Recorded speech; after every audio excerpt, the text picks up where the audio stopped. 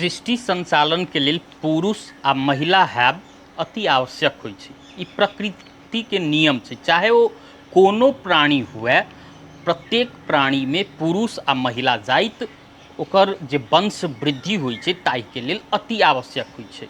मुदा एकटा अध्ययन के अनुसार पिछला समय में माछी जे छै, खास कऽ फल के जे रस चूसऽवला माछी होइ छै, ओ माछी समलिंगी होइत जा रहल एकटा तथ्य बहरायल छै।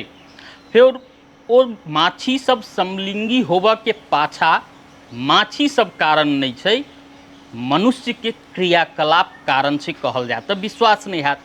मुदा ई जे माछी में जे समलिंगीपन जे बढ़ैत जा रहल छै, एकर महत्वपूर्ण कारण मानवीय क्रियाकलाप के कारण से संसार भर बढ़ैत जा रहल प्रदूषण आ ओई प्रदूषण के कारण से ओजोन लेयर जे कमजोर भ रहल छै, जेकर प्रत्यक्ष असर ओई माछी सब पर पड़ रहल छै।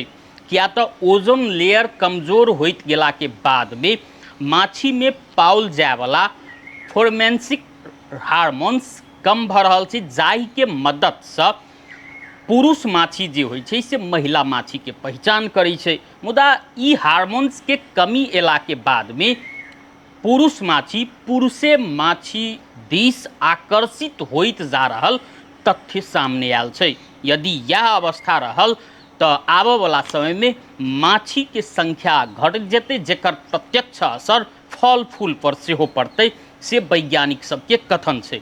एकटा आरो अध्ययन के अनुसार 70% माछी तो अखन तक ठीक छै, मुदा 30% माछी जे छै से अपन महिला साथी के चिन्हनाइए छोड़ देने छै।